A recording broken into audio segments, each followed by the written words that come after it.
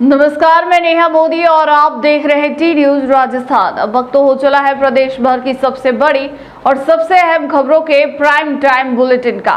सबसे पहले नजर डालते हैं आज की बड़ी हेडलाइंस पर।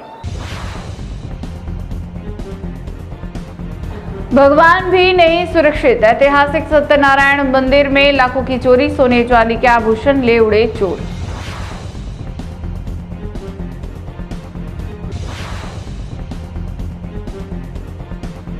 पचपन साल पहले मृत व्यक्ति बना जमीन का मालिक, फर्जी आधार से करोड़ों की जमीन हड़पने का आरोप।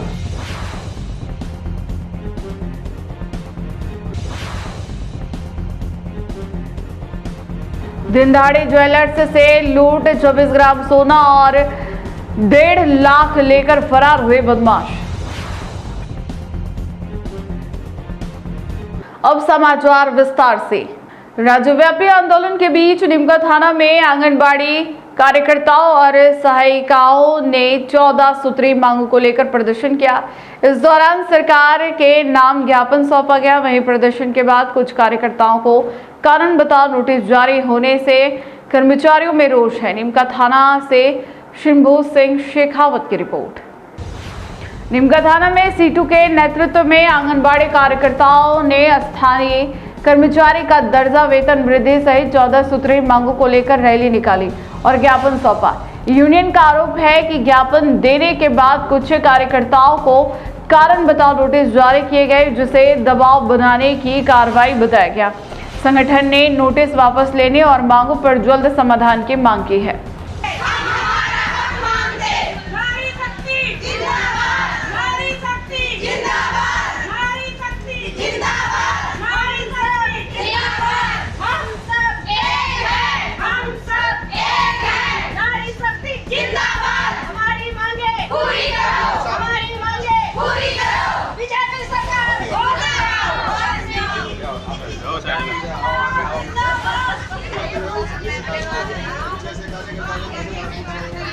इसके नेतृत्व में दे रहे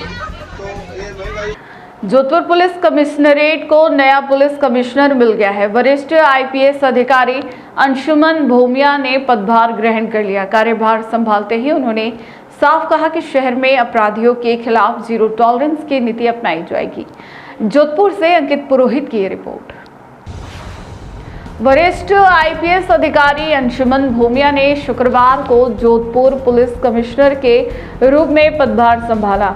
इस मौके पर उन्हें गार्ड ऑफ ऑनर दिया गया और निवर्तमान पुलिस कमिश्नर शरद कविराज ने उन्हें कार्यभार सौंपा। मीडिया से बातचीत में नए पुलिस कमिश्नर ने कहा कि अपराधों पर प्रभावी नियंत्रण, बजरी माफिया, भू माफिया, अवैध हथियारों और नशे के कारोबार के खिलाफ सख्त कार्रवाई उनकी पहली प्राथमिकता होगी। क्या रहेगी, किस तरीके से पहले आपको जैसलमेर पोस्टिंग रही है, लेकिन वेस्टर्न राजस्थान में पहले सबसे पहले क्योंकि अभी मैंने चार्ज लिया ही है और जो मैंने जोधपुर के बारे में मैंने फीडबैक लिया है, उसके बारे में सबसे पहले हमारा जो फर्स्ट प्रायोरिटी है वो है maintenance of law and order, कानून व्यवस्था पूरी तरह से नियंत्रण में रहे और इसमें जीरो टॉलरेंस की नीति हमारी रहेगी। इसके पश्चात इस इलाके में मादक पदार्थों की तस्करी का एक बड़ा इशू है और उसमें कुछ बड़े सीजर्स जो 24 घंटे में जोधपुर में हुआ है, तो इस पर हमारा निगाह रहेगी। साथ में एनसीबी और एएनटीएफ के साथ इन सब का कोऑर्डिनेटेड एक्शन करेंगे ताकि इस तरह की तस्करी पे और इसके कंजम्पशन पे पूरी तरीके से रोक लगाने में आप प्रयास करें। इसके पश्चात टेक्नोलॉजी और फाइनेंशियल क्राइम और टेक्निकल क्राइम, साइबर फ्रॉड्स सभी जगह बहुत बढ़े पिछले समय में और अपराधी नई नई तकनीकों को इस्तेमाल करके इस तरह के अपराध कर रहे हैं। तो हम कोशिश करेंगे हमारी पुलिस फोर्स टेक्निकली और बेटर हो, साउंड हो। पिछले कुछ समय में काफी इसके प्रयास भी जोधपुर पुलिस कमिश्नरेट ने किए हैं, तो हमारा प्रयास रहेगा कि इस प्रयास को निरंतर आगे बढ़ाएं, अपने मैन पावर को प्रॉपर्ली ट्रेन करें और इंश्योर करें कि इसको हम जितना प्रिवेंट कर सकते हैं उतना प्रिवेंट करें, वरना वर्कआउट करें। इसके अलावा महिला और बच्चों की सुरक्षा हमारी प्राथमिकता रहेगी। साथ में सिटीजन फोकस पुलिसिंग उसके कुछ इनिशिएटिव्स यहाँ पे लिए गए, हम उनको रिव्यू करेंगे और उनको प्रयास करेंगे कि आम जन तक हम जो भी हमारा कमिटमेंट है पुलिस मुख्यालय के निर्देश है, माननीय मुख्यमंत्री महोदय और पुलिस महानिदेशक महोदय ने जो डायरेक्शन हम लोग दिए हैं और जिस उद्देश्य से हमें भेजना है प्रयास करेंगे उन सब का पालना। ये सभी मुद्दे जो हैं प्राइमरीली जो फर्स्ट हैंड प्रायोरिटीज हैं, इसके अलावा जो सारे ऑफिसर्स से बैठ के हम स्टॉक टेकिंग करेंगे और हर इलाके में किस किस तरह के इश्यूज हैं उन सब चीज़ों को हम प्रयास करेंगे और जोधपुर में बेटर पुलिसिंग देने का प्रयास करेंगे। सर, जयपुर के बाद जोधपुर सबसे बड़ा शहर है, क्राइम के अंदर भी काफी नीति आती है जो हमारे सुधार होते हैं, अभी यहाँ होती है। साथ ही जो साइबर क्राइम है उसको किस तरह से कंट्रोल करने का प्रयास करेंगे। बॉर्डर एरिया में जिस नहीं आता है उसके वापस से जोधपुर काफी मैटर। आप सही कह रहे हैं, जैसा कि काफी सारे वाइटल इंस्टॉलेशन भी जोधपुर में है, मादक पदार्थों की तस्करी का रूप भी क्रॉस बॉर्डर स्मगलिंग भी इसमें है और दूसरे इंटरस्टेट स्मगलिंग भी नारकोटिक्स की होती है। जैसा कि मैंने कहा कि कमिश्नरेट स्तर पर बेटर सूचना तंत्र डेवलप किया जाएगा, साथ में टेक्निकल हमारे एड्स है उनको इस्तेमाल किया जाएगा। जो मेरा पुराना एक्सपीरियंस रहा है ATS SOG में और इंटेलिजेंस में, उसको भी हम यूज करेंगे और प्रयास करेंगे कि न सिर्फ जोधपुर कमिश्नरेट के लेवल पे बल्कि ANTF जो स्टेट लेवल की एजेंसी बनाई गई है एंटी नारकोटिक्स टास्क फोर्स, साथ में नारकोटिक्स कंट्रोल ब्यूरो जो कि सेंट्रल गवर्नमेंट की एजेंसी, इनके साथ कोऑर्डिनेटेड एक्शन करें और इस जो मेनेस है इस पर हम ज्यादा से ज्यादा प्रयास करेंगे। सर, जोधपुर में जैसे अनइलीगल वेपन्स को लेकर बात करें तो ब्रांचेज है वहाँ पे काम हुआ है, तो पता चलता है जो अवैध हथियार कहाँ से ये आता है और उसको लेकर कई बार जो इस तरह के जो भी इश्यूज है, मैं मानता हूँ जिस भी तरह के ऑर्गेनाइज क्राइम भी हमारा एक फोकस एरिया रहेगा, जिसमें हार्ड रॉक और ऑर्गेनाइज क्राइम। आप तो क्राइम की बात कर रहे हैं, वो ऑर्गेनाइज क्राइम है कि कुछ लोगों से प्रोड्यूस करते हैं, कुछ को सप्लाई करते हैं, कुछ बायर्स हैं। तो इन सब तरह के केसेस जैसे मादक पदार्थ हो गए, ये हो गए, बैंक ग्रैबिंग हो गई, इन सब इश्यूज में फॉरवर्ड और बैकवर्ड लिंकेजेस खासतौर से आर्म्स और NDPS हम जरूर प्रयास करेंगे कि सिर्फ अपराधी को पकड़ लिया गया यहीं पे केस खत्म ना हो, बल्कि कहाँ से आया था, कहाँ मैन्युफैक्चर हुआ, किस तरीके से यहाँ पे आया, किस तरह से आगे सप्लाई हो रहा था। पूरी चेन को हम कोशिश करेंगे कि उन पूरी चेन को बस्ट किया जाए, ताकि सिर्फ ये नहीं कि अपराधी को पकड़ करके उसकी जो भी पूर्ति कर दी जाए, बल्कि फॉरवर्ड और बैकवर्ड लिंकेजेस करने का प्रयास करें। सर, बजरी माफिया काफी है, वो माफिया लोगों के एक बार में उसके लिए कोई शहर की बनाई जाएगी। दूसरा बजरी माफिया काफी है, आए दिन सड़क दुर्घटनाएं करते हैं।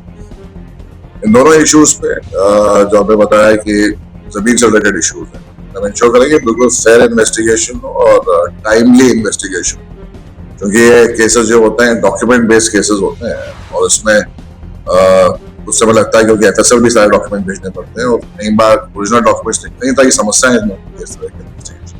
तो हम प्रयास करेंगे कि इन सारे केसेस को टाइमली बेसिस पे किया जाए। साथ में FSL से जो भी रिपोर्ट्स अगर आनी होती है वो समय पर आए, ताकि समय पर केसेस का डिस्पोजल हो सके। जहाँ तक बजरी माफिया का इशू है, आपने बताया इस तरह की जो चीजें होती हैं, तो उसको डेफिनेटली सीनियर ऑफिसर्स बैठ करके उसकी स्ट्रेटेजी बनाएंगे। सर, एक आखिरी सवाल है, सिंथेटिक ड्रग की बात करें तो पूरे देश भर में सप्लाई करने का जो पूरा एरिया जो है पश्चिमी राजस्थान जो कर चुका है, नई जो फैक्ट्री जो है वहाँ की पुलिस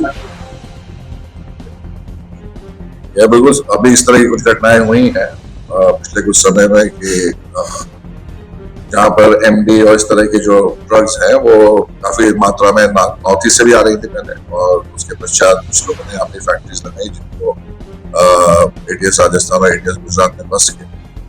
सो हमारा प्रयास यही रहेगा कि इस तरह की सारी चीजों पर वॉच रखा जाए और हम ये भी चाहेंगे कि पब्लिक का पार्टिसिपेशन भी हमारे साथ हो। आपके माध्यम से मैं भी कहना चाहूंगा, क्योंकि अगर वो हमारी पुलिसिंग में मदद करेंगे, हम उनको सूचना प्रोवाइड करेंगे, क्योंकि ऐसी जो भी चीजें हैं वो कुछ लोगों के नॉलेज में तो होती हैं लोग, तो अगर वो हमें समय पर सूचना प्रोवाइड करते हैं और इस तरह का एक सिस्टम मैकेनिज्म बनाएंगे ताकि आम जनता भी अपनी सूचना में दे सके और नाम रखा जा सके, तो हमारा प्रयास रहेगा। और मीडिया के माध्यम से भी आप लोगों से भी चाहेंगे कि इस तरह का सपोर्ट मिले, कि अगर इस तरह की कोई भी सूचना आपकी नॉलेज में आती है तो हम तक शेयर करें और मिल करके हम काम करेंगे, क्योंकि इफेक्टिव पुलिसिंग तभी हो सकती है जब ये मिल करके सभी स्टेक होल्डर के साथ काम करें। सवाई माधोपुर में नगर परिषद की लापरवाही का मामला आया सामने।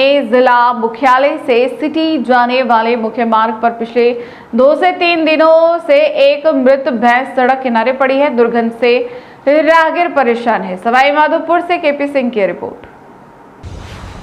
ये तस्वीरें सवाई माधोपुर के प्रसार भारती के पास मुख्य मार्ग की है, जहां पिछले 2 से 3 दिनों से एक मृत भैंस सड़क किनारे पड़ी हुई है। शव से उठ रही तेज दुर्गंध के कारण राहगीरों को नाक ढककर गुजरना पड़ रहा है। स्थानीय लोगों का कहना है कि नगर परिषद को कई बार सूचना देने के बावजूद अब तक कोई कार्रवाई नहीं हुई। लोगों ने मृत पशु को तत्काल हटाने और क्षेत्र में दवा का छिड़काव कराने की मांग की है। मेरा नाम राजेश सैनी है। मैं आलमपुर में का निवासी हूँ। दूरदर्शन केंद्र के सामने रहता हूँ मैं। यहाँ पे सामने मृत पशु पड़ा हुआ है 2-3 दिन से। मैंने नगर पालिका का नगर परिषद के अंदर भी बोला है, इंदिरा राज्य सर को भी बोला है, लेकिन अभी तक इस जानवर को नहीं उठवाया गया है। नगर परिषद के अंदर आज ऐसा ही हो। हाँ, तो क्या नुकसान है इससे? इससे बदबू फैल रही है, आम जन को परेशानी हो रही है सर। रहने हवा चलती है तो बहुत गंदी बदबू आ रही है सर, बहुत ही बुरी तरीके से बदबू आ रही है। मेरा नाम देवी सिंह है, प्रसार भारती में गार्ड हूँ। यहाँ 2-3 दिन से मृतक भैंस पड़ी हुई है, उसको अब प्रसार भारती के पास में, उसको कोई उठाने के लिए तैयार नहीं है। वो बदबू मार रही है और बीमारी फैलने का डर है। पाली जिले के मारवाड़ जंक्शन में स्थित ऐतिहासिक सत्यनारायण मंदिर में लाखों रुपए की चोरी की वारदात सामने आई है। अज्ञात चोर मंदिर में घुसकर भगवान के सोने चांदी के आभूषण और मूर्तियां चोरी कर ले गए। पाली से सुरेश पवार की रिपोर्ट। मारवाड़ जंक्शन के अजमेरी फाटक के पास स्थित ऐतिहासिक सत्यनारायण मंदिर में देर रात अज्ञात चोर ईंटों की दीवार बनाकर मंदिर परिसर में घुस गए। चोर भगवान सत्यनारायण की सोने चांदी की मूर्तियां, मुकुट, तिलक और आंखें चोरी कर फरार हो गए। वारदात को अंजाम देने से पहले चोरों ने मंदिर परिसर में लगे सीसीटीवी कैमरों को कपड़े से ढक दिया। सुबह पुजारी के मंदिर पहुंचने पर चोरी का पता चला। मंदिर में विगत रात्रि 17 तारीख की रात को लगभग 1 बजे या कुछ चोरों ने जो है चोरी का प्रकरण किया है और मंदिर में आकर जो है भगवान सत्यनारायण मंदिर के मुख्य गर्भगृह में कुछ चोरियां की है। सामने यहाँ सीसीटीवी कैमरा लगा हुआ था, लेकिन उसके वायर वगैरह तोड़ दिए गए और अंदर से भगवान के मुकुट है, गले के हार हैं, आँखें हैं, तिलक है, ये सारी चीज़ें वो ले गए। छोटे छोटे ठाकुर जी की मूर्तियाँ जो थी वो भी यहाँ से ले गए। उन्होंने इस गले को तोड़ने का प्रयास भी किया, लेकिन उनमें उन्हें सफलता नहीं मिली। ये जो सवेरे जब प्रातःकालीन हमारे मंदिर के जो रात दिन संभाल थे मुकेश जी परिहार यहाँ आए और जब उन्होंने देखा कि सब सामान बिखरा हुआ है, तब मोहल्ले वालों को सूचना दी, इकट्ठा किया और इकट्ठा करके ये जानकारी वगैरह हमें साझा की। पाली जिले के मारवाड़ जंक्शन क्षेत्र के आउवा गांव में फर्जी दस्तावेजों के जरिए कृषि भूमि हड़पने का गंभीर मामला सामने आया है। परिवादी का आरोप है कि 55 साल पहले मृत व्यक्ति का कथित तौर पर फर्जी आधार कार्ड बनाकर जमीन की रजिस्ट्री करवा ली गई। पाली जिले से सुरेश पवार की रिपोर्ट। मारवाड़ जंक्शन के आउवा गांव निवासी निर्मल कुमार कोठारी ने गौतम राज मेहता के खिलाफ धोखाधड़ी का मामला दर्ज कराया है। परिवादी का आरोप है कि संतान नहीं होने पर मदन राज कोठारी की संपत्ति जैन कोठी को दान की गई थी, लेकिन बाद में फर्जी आम मुख्तियार और कथित फर्जी आधार कार्ड के जरिए जमीन की रजिस्ट्री करवा ली गई। पीड़ित का कहना है कि मामला दर्ज हुए 1 वर्ष हो चुका है, लेकिन अब तक कोई ठोस कार्रवाई नहीं हुई। मैं आउवा गांव का निवासी हूँ, निर्मल कुमार कोठारी मेरा नाम है। और हमारे पुरखों की एक जमीन थी जो उनको चले हुए मरे हुए 55 साल हो गए, उनके आप पीछे कोई और औलाद नहीं है।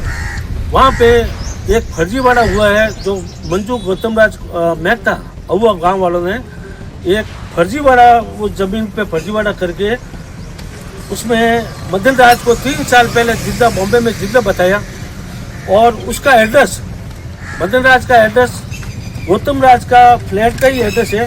ये रहा गौतम राज का खुद का फ्लैट का एड्रेस है। नंबर 2 जो उन्होंने आधार कार्ड बनवाया है, जब उस टाइम तो आधार कार्ड ही नहीं थे, अब वो जो आधार कार्ड लगाया है वो ये रमेश नाथालाल टोसानी, ये मराठी का है और उसको मदन राज बनाया है।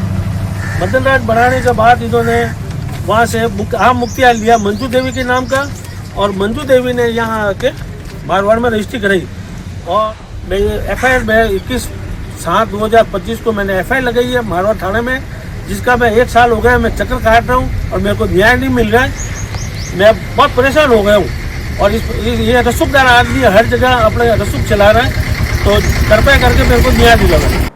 पाली जिले के मारवाड़ जंक्शन रेलवे स्टेशन पर जीआरपी की सतर्कता से एक यात्री का छूटा हुआ कीमती बैग और मोबाइल सुरक्षित वापस मिल गया। जम्मू तवी एक्सप्रेस में छूटे सामान को जीआरपी ने तत्परता दिखाते हुए बरामद कर उसके मालिक को सौंप दिया।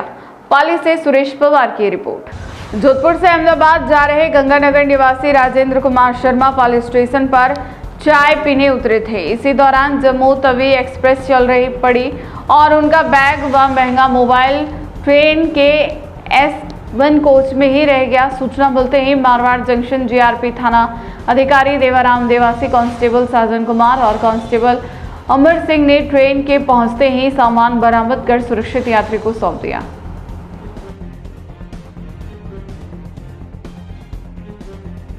सवाई माधोपुर में बदमाशों के हौसले लगातार बुलंद होते नजर आ रहे हैं। शहर की पौष इंदिरा कॉलोनी में स्कॉर्पियो सवार बदमाशों ने एक ज्वेलर्स से करीब 26 ग्राम सोना और 1.5 लाख रुपए की नकदी लूट ली। सवाई माधोपुर से केपी सिंह की रिपोर्ट। मानडाउन थाना क्षेत्र की इंदिरा कॉलोनी में दुकान बंद कर बाइक से घर लौट रहे ज्वेलर्स दिनेश गोयल को स्कॉर्पियो सवार 4-5 बदमाशों ने रोककर नीचे गिरा दिया और उनका बैग छीनकर फरार हो गए। बैग में 26 ग्राम सोना और करीब 1,30,000 रुपए नकद थे। बदमाशों ने उनकी सोने की चेन छीनने का भी प्रयास किया, लेकिन वह बच गई। पीड़ित की शिकायत पर पुलिस ने मामला दर्ज कर आसपास के सीसीटीवी फुटेज खंगालने शुरू कर दिए हैं। मैं शाम को दुकान बढ़ा के घर पे आ रहा था 7:30-8 बजे करीब, और मानटाउन का मोटरसाइकिल से आ रहा था। बैग मेरा हाथ में था, बैग था, सामान था उसमें, और 4-5 बदमाश आए सामने से। वहाँ की बात है ये अपना घर स्कूल कोने की बात है, मानटाउन का स्टूडेंट का कॉलोनी में उसके कोने की बात है। कि रेकी रोजाना रेकी करते थे क्या? पता नहीं वो रेकी करी या क्या करा, मैं नहीं जानता। तो क्या हुआ? 4-5 बदमाश आए, उन्होंने मेरे को पकड़ लिया, मोटरसाइकिल पे था मैं। कॉलोनी का मामला है, मोटरसाइकिल धीरे चलानी पड़ती है। उन्होंने पकड़ के मेरे को गिरा दिया, गिरा के मेरे को समझ नहीं आया बिल्कुल भी, और बैग वैग छीन के मेरा भाग गए और मेरे से लूटपाट कर ली। मेरे शर्ट फाड़ दी और मेरी चैन भी तोड़ ली थी। चैन तो मैंने बचा ली है। बैग में कितना? बैग में 26 ग्राम सोना था मेरा, करीब 26 ग्राम सोना था। वो बिना गलाया सोना, पुराने सामान। और नकदी कितनी थी? नकदी 1,30,000 1 लाख की नकदी थी, 26 ग्राम सोना था। हाँ। और गले की चेन ले गए। चैन तो नहीं, तो पकड़ने की कोशिश की कोई कॉलोनी में? बचाया, लोग बाग निकल के आए, लेकिन वो भागे। किस में फरार हुए वो तो पैदल गए घूम के, और ये मेरे ख्याल से एक वहाँ पे अपने उसके पीछे भी भागे। वो भाग के उन्होंने देखा, मेरे को बताया कि भाई वो मजदूर डॉक्टर नहीं है। उसके बाद स्कॉर्पियो कोई थी, उसमें बैठ के भागे वो। ऐसे मुझे समझ में आया। सिविल लाइन का मामला है क्या पूरा? ये सिविल लाइन का मामला, घटना तो सिविल लाइन की जस्ट पीछे की है। जोधपुर में 18 जुलाई को सामाजिक कार्यकर्ता सोनम वांगचुक के समर्थन में एक कार्यक्रम आयोजित किया जाएगा। यह कार्यक्रम शाम 5 बजे JNVU हेड ऑफिस स्थित भगत सिंह स्मारक पर होगा। जोधपुर से अंकित पुरोहित की रिपोर्ट। दिल्ली के जंतर मंतर पर पेपर लीक के विरोध और शिक्षा व्यवस्था में पारदर्शिता की मांग को लेकर चल रहे आंदोलन के समर्थन में जोधपुर में सोनम वांगचुक अभियान के तहत कार्यक्रम होगा। आयोजकों का कहना है कि यह शिक्षा और युवाओं के भविष्य से जुड़ा जन समर्थन अभियान है, जिसमें अधिक से अधिक लोगों से शामिल होने की अपील की गई है। नीट पेपर लीक और धर्मेंद्र प्रधान जी के इस्तीफे को लेकर के पिछले 20 दिनों से शिक्षाविद पर्यावरणविद सोनम वांगचुक जी अनिश्चितकालीन भूख हड़ताल पर बैठे हैं। वो हमारी शिक्षा के लिए लड़ रहे हैं, हमारे भविष्य के लिए लड़ रहे हैं, बच्चों छात्रों युवाओं के लिए लड़ रहे हैं। तो हम जोधपुर वासियों का भी फर्ज बनता है कि उनको इस लड़ाई में मजबूती प्रदान करने के लिए हम लोगों को भी एकजुट होकर के आगे आना चाहिए और इस मुहिम का समर्थन करना चाहिए, क्योंकि ये मुहिम शिक्षा व्यवस्था को बचाने की है, आने वाली पीढ़ी की है। तो समस्त जोधपुर वासियों से मेरा आग्रह रहेगा कि सोनम वांगचुक जी की इस मुहिम को मजबूती प्रदान करने के लिए, शिक्षा व्यवस्था को बचाने के लिए अधिक से अधिक संख्या में कल शहीद भगत सिंह जी की मूर्ति हेड ऑफिस पहुंचे। ये किसी भी पार्टी का नहीं है, आम छात्र युवाओं का है, किसी भी पार्टी संगठन से इसका कोई लेना देना नहीं है। ये न्यूट्रल प्रोग्राम है, कल रहेगा, आप जिसके अंदर सभी ज्यादा से ज्यादा अधिकतम संख्या में पहुंचे। सभी मीडिया साथियों को धन्यवाद। जो कल हमने कार्यक्रम रखा है, सोनम वांगचुक जी जो आज 20 दिन से भूख हड़ताल पर बैठे हैं और सरकार से कोई भी किसी तरह का कम्युनिकेशन नहीं हो पा रहा है जो उनकी डिमांड को लेकर, जो शिक्षा व्यवस्था में जो धांधली हो रही है, जो पेपर लीक हो रहे हैं, उनको लेकर काफ़ी लंबे समय से छात्रों का जो संघर्ष जारी है। और आज हम देख रहे हैं 20 दिन से एक देश का जो साइंटिस्ट है, इतना बड़ा जो नामचीन, जिसको विदेशों में अवार्ड दिए जाते हैं, वो व्यक्ति भूख हड़ताल पर बैठा है। तो हमने इस प्रकार का एक कार्यक्रम बनाया है कि जोधपुर में जो सामान्य व्यक्ति है, जो किसी पॉलिटिकल पार्टी से नहीं हो, एकदम आम नागरिक जो इस समर्थन में आए और अपना समर्थन दें। तो आप लोगों से अनुरोध है, मीडिया के माध्यम से आप लोग कल 18 जुलाई शाम 5 बजे शहीद भगत सिंह स्मारक मार्ग जेएनयू हेड ऑफिस के बाहर जरूर आए। सिरोही में राजस्थान लोक सेवा आयोग की वरिष्ठ अध्यापक भर्ती परीक्षा शांतिपूर्ण और सुव्यवस्थित तरीके से संपन्न हुई। परीक्षा के दौरान जिला प्रशासन और विद्यालय प्रबंधन की मानवीय व्यवस्थाओं ने परीक्षार्थियों का दिल जीत लिया। सिरोही से जालम सिंह की रिपोर्ट। सिरोही जिले के सभी परीक्षा केंद्रों पर पेयजल, बैठने की व्यवस्था और मार्गदर्शन सहित आवश्यक सुविधाएं उपलब्ध कराई गई। गर्भवती महिलाओं और दिव्यांग अभ्यर्थियों के लिए व्हीलचेयर व अन्य विशेष व्यवस्थाएं की गई। परीक्षार्थियों ने प्रशासन, विद्यालय प्रबंधन और परीक्षा ड्यूटी में लगे कार्मिकों के सहयोगपूर्ण व्यवहार की सराहना करते हुए व्यवस्थाओं को अनुकरणीय बताया। इससे परीक्षा शांतिपूर्ण, व्यवस्थित और सफलतापूर्वक संपन्न हुई।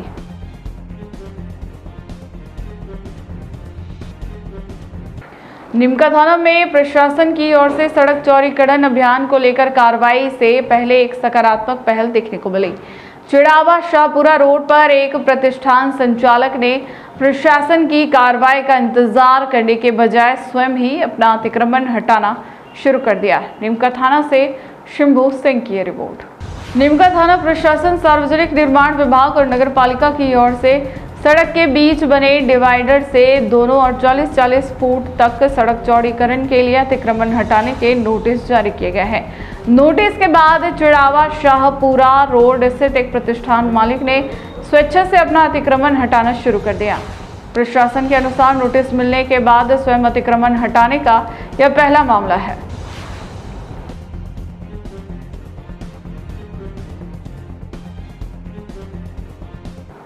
देग जिले के मेलखेड़ा स्थित मदरसे में छात्राओं से सेफ्टी टैंक की सफाई कराने के दौरान हुए हादसे पर प्रदेश के गृह राज्य मंत्री जवाहर सिंह बेढ़म का बड़ा बयान सामने आया है।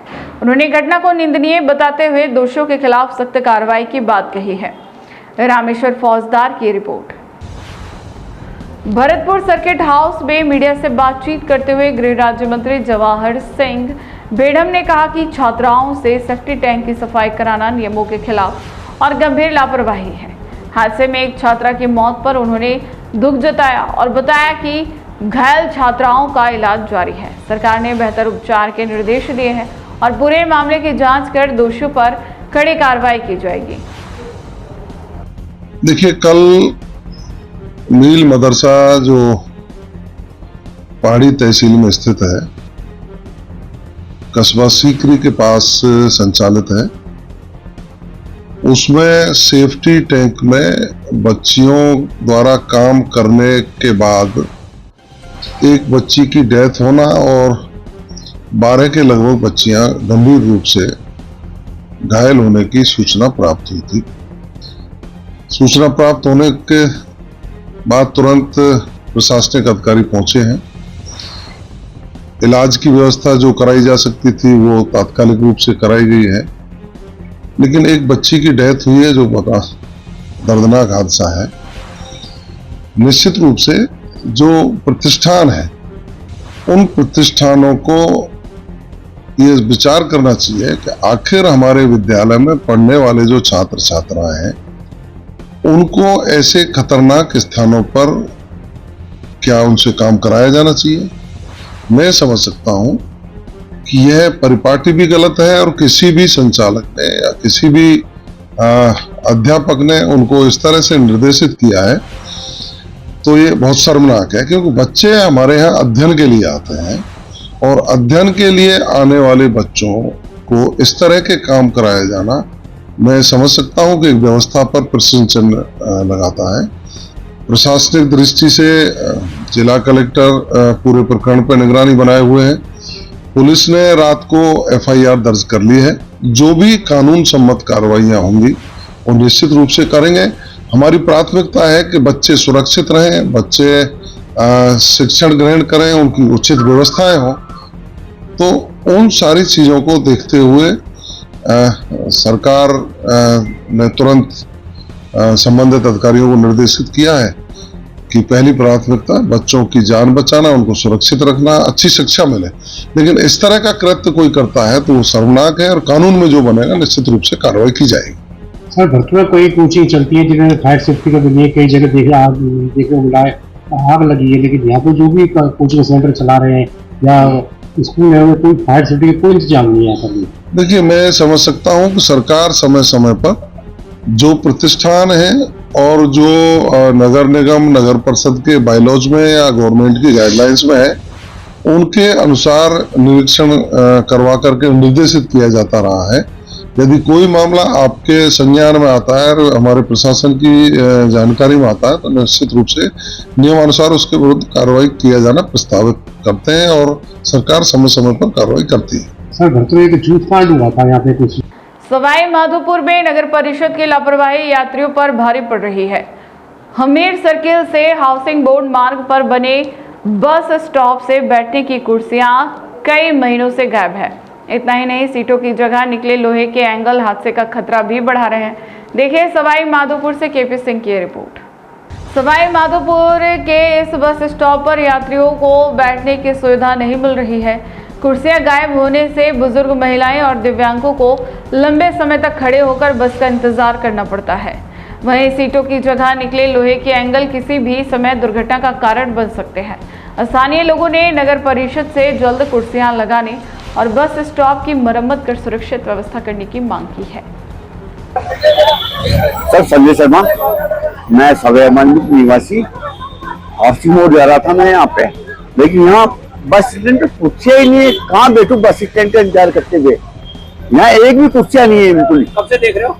मैं सर पिछले 6 महीने से देख रहा हूँ, हमेशा चोरी होती है। यहाँ पुलिस का मुख्यालय पास में है। नगर परिषद के द्वारा यहाँ नगर परिषद तो भाई साहब कुछ काम ही नहीं करती बिल्कुल यहाँ पे। तो बसों पे जो लोग बैठते हैं उनको किस तरह का परेशानी का सामना करना पड़ता है?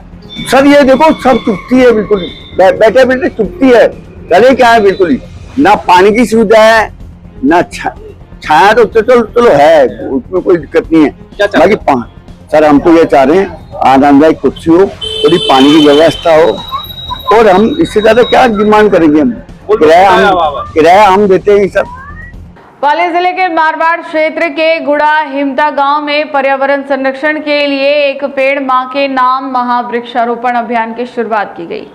विधायक केसराम चौधरी के नेतृत्व में जनप्रतिनिधियों, प्रशासनिक अधिकारियों और ग्रामीणों ने 1001 छायादार पौधे लगाकर पर्यावरण संरक्षण का संदेश दिया। पाली से सुरेश पवार की रिपोर्ट। मारवाड़ के बासनी ग्राम पंचायत के गुड़ा हिमता में आयोजित कार्यक्रम में विधायक केसराम चौधरी, पूर्व सांसद पुष्प जैन, उपखंड अधिकारी महावीर सिंह जोधा, तहसीलदार भागीरथ चौधरी सहित कई गणमान्य लोग मौजूद रहे। अभियान के तहत 1001 पौधे का रोपण किया गया। इस दौरान पर्यावरण संरक्षण में सहयोग करने वाले आयोजकों का सम्मान किया गया और सभी ने अधिक से अधिक पौधे लगाने व उनकी देखभाल करने का संकल्प लिया। बारां जिले के बांगरोल सिसवाली मार्ग स्थित शनि धाम बेवरेडी में हर शनिवार श्रद्धालुओं की भारी भीड़ उमड़ रही। करीब 300 से 350 वर्ष पुराने इस प्राचीन मंदिर को लेकर लोगों में गहरी आस्था है। बारां से जयप्रकाश शर्मा की रिपोर्ट। मंदिर के पुजारी हरिओम वैष्णव ने बताया कि वर्षों से उनका परिवार यहां पूजा अर्चना करता रहा है। मंदिर परिसर में 200 से अधिक गायों की गौशाला भी संचालित है। पूर्व मंत्री प्रमोद जैन भैया के प्रयासों से मंदिर परिसर का विकास हुआ है। दूर दूर से आने वाले श्रद्धालुओं भगवान शनिदेव के दर्शन कर सुख समृद्धि और शनि दोष से मुक्ति की कामना करते हैं। जो अभी शनिधाम की सेवा पूजा करते हैं, तो इसको इस स्थान को लेकर आपका क्या कहना है? इसका ये कहना है कि शनिधाम आज से नहीं, वर्षों पुराना प्राचीन मंदिर है। यहाँ पे जो लोग श्रद्धा से आते हैं उनकी सबकी मनोकामना पूर्ण होती है। बहुत से लोगों के जो काम जो है शनि महाराज ने उनके सभी का काम किया है। किसी के औलाद नहीं होती तो बाबा उनको औलाद भी देते हैं। किसी के कुछ समस्या, शरीर के अंदर कोई समस्या हो जाती है तो बाबा का यहाँ से जो तेल है वो ले जाते हैं, उसको लगाने से शरीर के रोग दोष भी खत्म हो जाते हैं। ऐसी बहुत सारी विशेषता है शनि महाराज की। कितने वर्ष से आप इस मंदिर सेवा पूजा करते हैं हमारे परिवार? हमारे परिवार ऐसे 25-30 साल से सेवा कर रहे हैं। ऐसे 25-30 साल पहले यहाँ पे कुछ भी नहीं था, ये सब 25-30 साल के अंदर ही सब कुछ हुआ है यहाँ पे। ये जो विकास कार्य हुआ है इस परिसर का, मंदिर का, तो इसकी देन किसको जाती है? अब ऐसे जैसे यहाँ पे श्रद्धालु भी बहुत ज़्यादा आते हैं, पर जैसे हमारे मंत्री साहब है बाया जी, उनका ज़्यादा विशेष ध्यान इस जगह पे, और निर्माण का ज़्यादा विशेष उन्होंने यहाँ पे जैसे ब्राउन वॉल करवाया, सीसी वगैरह यहाँ पे, और जैसे जो टीन सेट वगैरह करवाए हैं जो उन लोगों ने करवाया। एक पीछे यहाँ पे भोजनशाला है जो यात्रियों के लिए जैसे प्रसादी वगैरह बनाने में भोजनशाला बनाई हुई है। ये सब विशेष है। जैसे हमारे यहाँ पे श्रद्धालु भी आते हैं तो श्रद्धालुओं का भी बहुत अच्छा सहयोग है यहाँ पे। भरतपुर के सेवर स्थित श्री हरिदत्त डिग्री कॉलेज में विद्यार्थियों को रोजगार और उद्योग से जोड़ने के उद्देश्य से इंटर्नशिप कम प्लेसमेंट ड्राइव का आयोजन किया गया। कार्यक्रम राजस्थान सरकार के सूचना प्रौद्योगिकी एवं संचार विभाग के आई स्टार्ट मेला के सहयोग से आयोजित हुआ। भरतपुर से रामेश्वर फौजदार की रिपोर्ट। कॉलेज परिसर में आयोजित इस प्लेसमेंट ड्राइव का उद्देश्य राष्ट्रीय शिक्षा नीति 2020 के तहत विद्यार्थियों को इंटर्नशिप के अवसर उपलब्ध कराना और उन्हें उद्योग जगत से जोड़कर रोजगार परक कौशल विकसित करना रहा। इस अवसर पर संस्थान के संरक्षक डॉक्टर आलोक शर्मा ने कहा, आज के दौर में केवल शैक्षणिक ज्ञान ही नहीं बल्कि व्यवहारिक अनुभव और कौशल विकास की भी सफलता के लिए बेहद जरूरी है। बहुत जरूरी है। और अच्छा मानव कब बनता है? क्या रोजगार से बनता है? अच्छा मानव कब बनता है? क्या आपके मार्कशीट में कुछ अच्छे नंबरों से बनता है? अच्छा मानव वो होता है जो कि आपको ये सिखाता है कि आपको अपने माँ बाप का सम्मान करना चाहिए। अच्छा मानव वो होता है कि जब रास्ते में आपको लगता है कि कहीं पे कोई पत्थर गिरा हुआ है, किसी ट्रॉली से पत्थर गिर गया है, तो आप उसको एक बार साइड में कर दें। और अच्छा मानव वो होता है जो कि यदि किसी का कोई रोड पे एक्सीडेंट हो जाए तो प्रायोरिटी पे उसकी हेल्प करे। अच्छा मानव वो नहीं होता कि जो कि बहुत जल्दी डिप्रेशन में आ जाए। आपको पता है असफलता जो होती है वो कभी भी डिप्रेशन का कारण नहीं होती। बहुत सारे स्टूडेंट्स असफल होने के डर से या असफल होने के बाद बहुत ज्यादा नेगेटिविटी में चले जाते हैं। मित्रों, आपको सफल होने के लिए बहुत जरूरी है कि आप अपना कॉन्फिडेंस लेवल अप रखें और अपना टारगेट बना के चलें। और टारगेट तब बनेगा जब आप हेल्दी होंगे। हेल्दी मस्तिष्क के अंदर ही हेल्दी व्यक्तित्व बन सकता है। एक कमजोर सा, बहुत कम इम्यूनिटी का छात्र छात्रा सोसाइटी के किसी काम का नहीं है। जोधपुर में लायंस क्लब जोधपुर सेंट्रल के सत्र 2026-27 का भव्य पदस्थापना समारोह आयोजित किया गया। इस दौरान नई कार्यकारिणी ने पद एवं गोपनीयता की शपथ ली और समाज सेवा के लिए समर्पित होकर कार्य करने का संकल्प लिया। जोधपुर से अंकित पुरोहित की रिपोर्ट। होटल राजहरी पैलेस में आयोजित समारोह में VDG 1 लायंस CP विजय वर्गीय ने नवनिर्वाचित पदाधिकारियों को शपथ दिलाई। लायन हरि अग्रवाल ने अध्यक्ष, हर्ष अग्रवाल ने सचिव और भोला राम अग्रवाल ने कोषाध्यक्ष का पदभार संभाला। कार्यक्रम में निवर्तमान पदाधिकारियों का सम्मान किया गया तथा पर्यावरण संरक्षण के संदेश के साथ पौधारोपण का संकल्प भी लिया गया। मैं लायंस CP विजय वर्गीय उपरांचल प्रथम डिस्ट्रिक्ट 3233 लायंस इंटरनेशनल।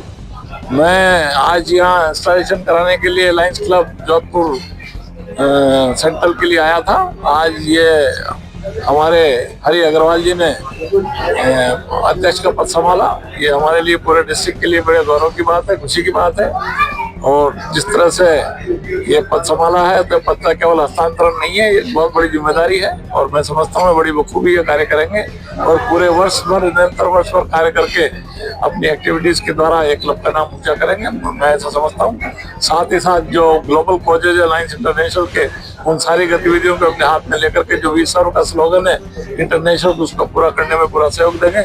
इसके साथ साथ जो हमारा 1.5 मिशन चल रहा है ग्रो मेंबर्स बढ़ाने का, उसमें पूरा साथ सहयोग दे करके ये लायंस इंटरनेशनल में मेंबर बढ़ाने का पूरा कार्य करेंगे। मैं इसी आशा विश्वास के साथ पूरी टीम को बधाई देता हूँ, धन्यवाद देता हूँ, शुभकामनाएं संप्रेषित करता हूँ और ईश्वर से प्रार्थना करता हूँ कि ये आगे बढ़े और इनका नाम डिस्ट्रिक्ट में हो। Thank you very much.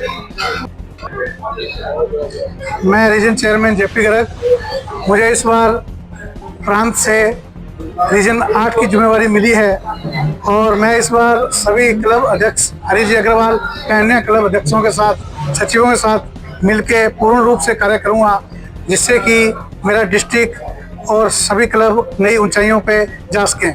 और मैं अभी सेंट्रल के सचिव, कोषाध्यक्ष और अध्यक्ष महोदय को और उनकी पूरी टीम को बधाई देता हूं कि इस वर्ष वो जी जान से जुट के कार्य करेंगे और पुरानी टीम कीर्ति जी गर्ग, मीनाक्षी जी और कोमल जी का भी आभार व्यक्त करता हूँ कि उन्होंने इतना बढ़िया कार्य किया और आगे भी निरंतर जारी रहेगा। धन्यवाद।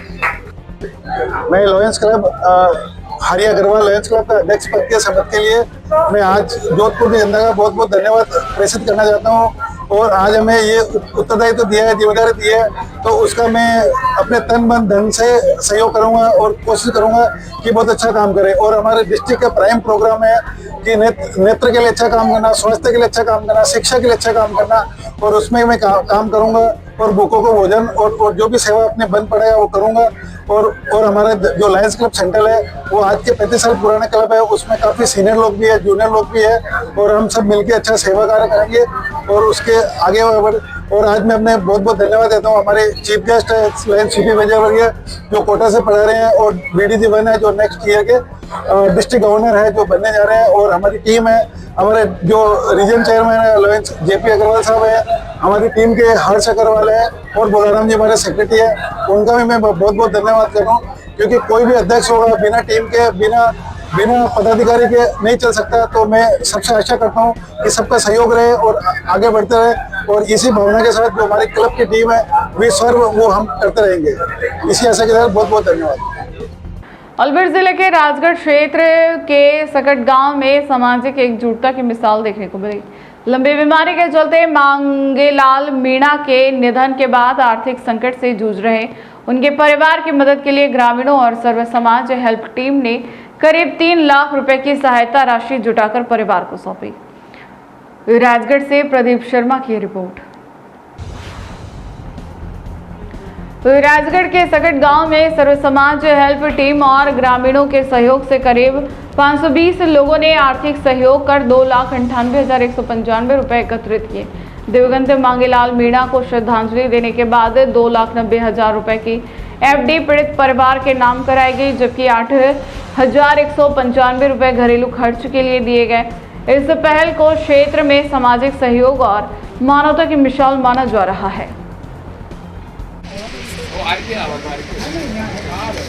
आज मिशन मांगेलाल मीणा सकट का समापन किया गया। ऐसी अनहोनी इस परिवार पर प्रकृति माँ और भगवान रूठ गया, फिर भी सकट ग्रामवासी व आसपास के परिक्षेत्र से आने वाले सभी सहयोगकर्ताओं ने इस परिवार को आर्थिक सहयोग करके संबल बंधाया। इस मिशन में कुल सहयोग राशि जो प्राप्त हुई 2,98,195 रुपये, जिसमें कुल सहयोगकर्ता 500 प्लस रहे। इस मिशन में उच्चतम सहयोगकर्ता राजेंद्र मीणा टोडाला 11,000 रुपये, हरि सिंह मीणा बनीकाबास 11,000 रुपये। ऐसे 500 प्लस भामाशाहों के द्वारा इस पीड़ित परिवार को आर्थिक संबल प्रदान किया गया।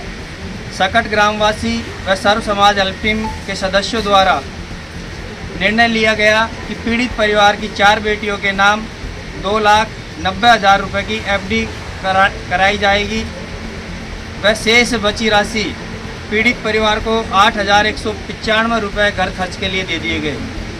एफडी करवाने की जिम्मेदारी ललित मीणा, फूलचंद सैनी सरपंच प्रतिनिधि, मोतीलाल मीणा पूर्व सरपंच को दी गई। मिशन में उपस्थित सदस्य फूलचंद सैनी सरपंच प्रतिनिधि, कजोड़मल मीणा LIC अधिकारी, घासीराम जी गुजर, जगदीश बाबूजी, ललित मीणा ग्राम विकास अधिकारी, किशोरी लाल जी, चिरंजी लाल जी, बद्री प्रसाद जी, बाबूलाल जी, राजकुमार मीणा, सर्व समाज LPM के सदस्य भाई सुनील बाकरी, प्रमोद सैनी सकट, शैलेंद्र खटाना आदि सदस्य उपस्थित रहे।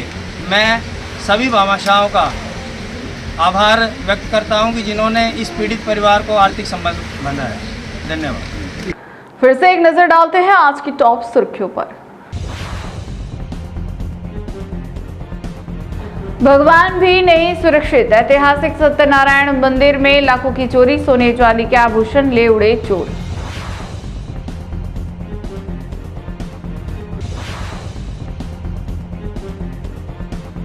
पचपन साल पहले मृत व्यक्ति बना जमीन का मालिक, फर्जी आधार से करोड़ों की जमीन हड़पने का आरोप।